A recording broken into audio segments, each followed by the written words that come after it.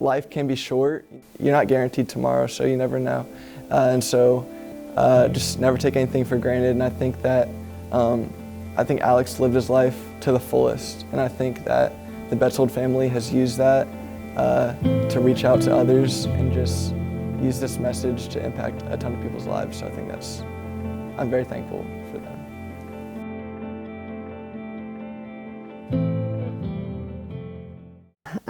Alex's passion for basketball happened at a really young age.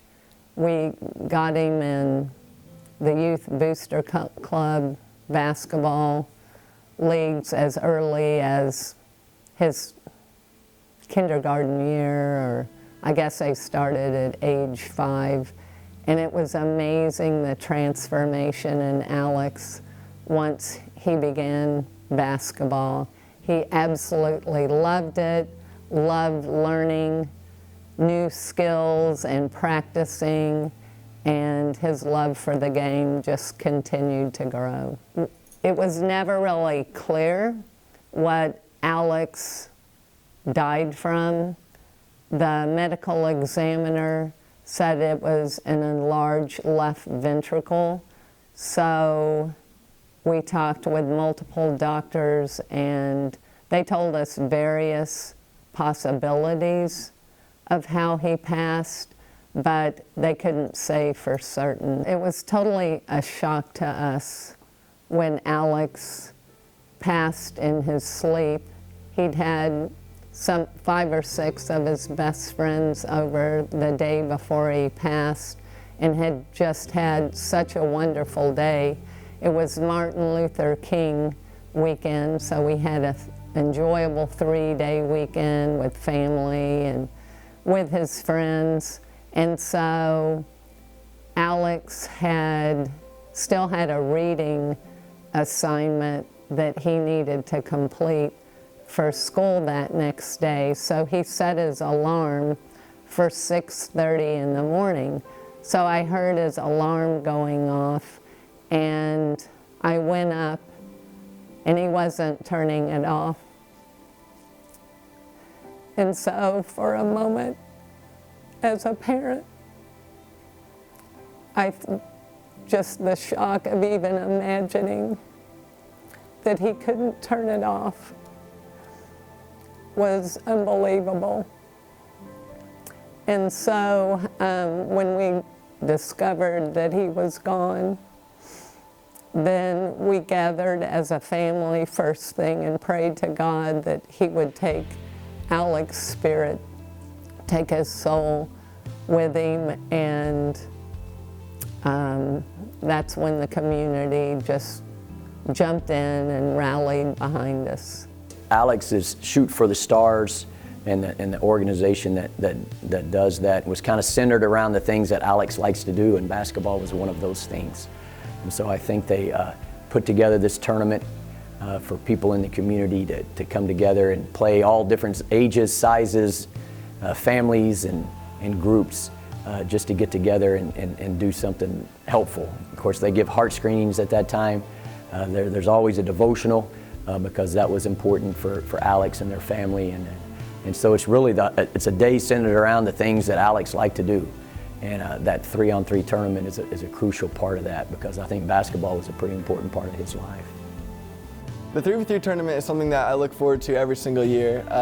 Not only is it just a community event to honor Alex and the Betzold family, but it's a chance that we get to come together and be with friends, eat good food, play basketball, and most importantly, have a chance to get a free heart screening that could detect a heart condition similar to the one that Alex had. It's something I look forward to every year. I have so much fun playing it with my friends, picking out jerseys, things to wear, and most importantly, just coming together as a community and celebrating Alex Betzold. I wouldn't say it's our family who has benefited the community. It's truly been the outpouring of love and generosity from this community that has allowed us to do anything.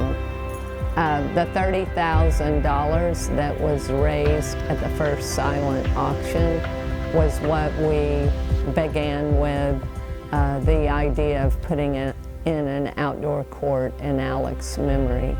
So we discovered that it took a lot more than that to put in an outdoor court. So there were many people in the community who jumped in and donated the concrete and everything else, the lights, everything that it took to put in the court. So we were just so blessed by the generosity of the community in doing that. For me, when I look back on my high school experience, so many memories are gonna stand out from those courts, the Alex Betzold courts. I remember I moved to Argyle as a new student in 7th grade.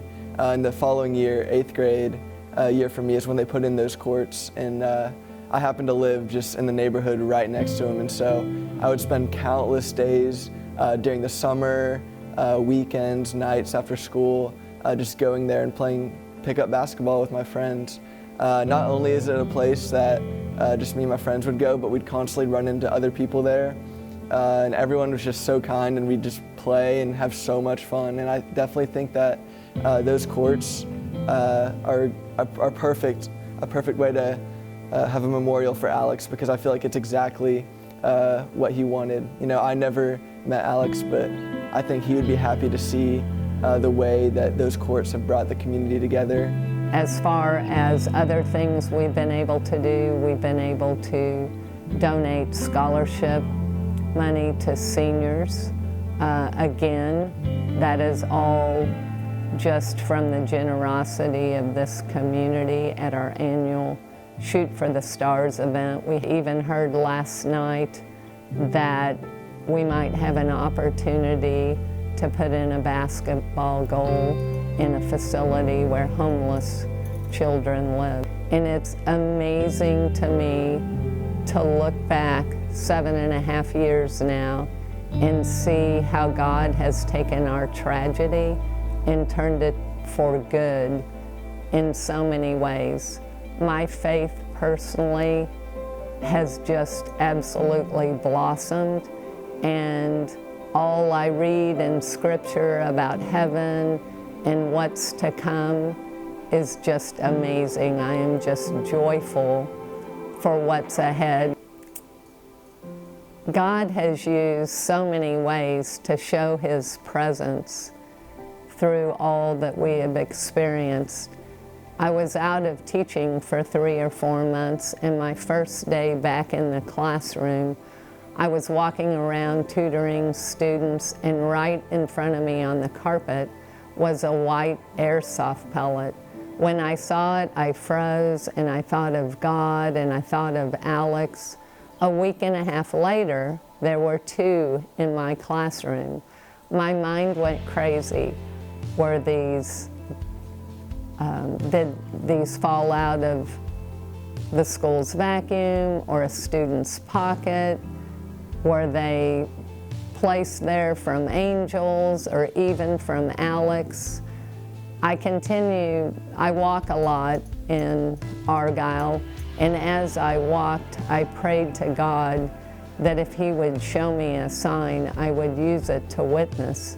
And as I continued walking and imagining the way God might answer my prayer, there in the middle of the road was an airsoft pellet. As I continued to walk that first year, I would find one pellet kind of off in the ditch. And if you've ever had an airsoft war where there's one pellet, there's 300 pellets. So this story continues. God has allowed me to see airsoft pellets everywhere and at meaningful times. My daughter's first day in college, it was really hard for us to leave her, and I pumped some gas up at Kroger gas station, and at the pumps at Kroger there were 35 white airsoft pellets at the pump. I picked them up, counted them all. That was Alex's basketball number. He has just appeared in such meaningful ways through these airsoft pellets. And there's probably 60 or more people in the community who have sent me a picture of finding an airsoft pellet and feeling God's presence as they saw him in unusual places.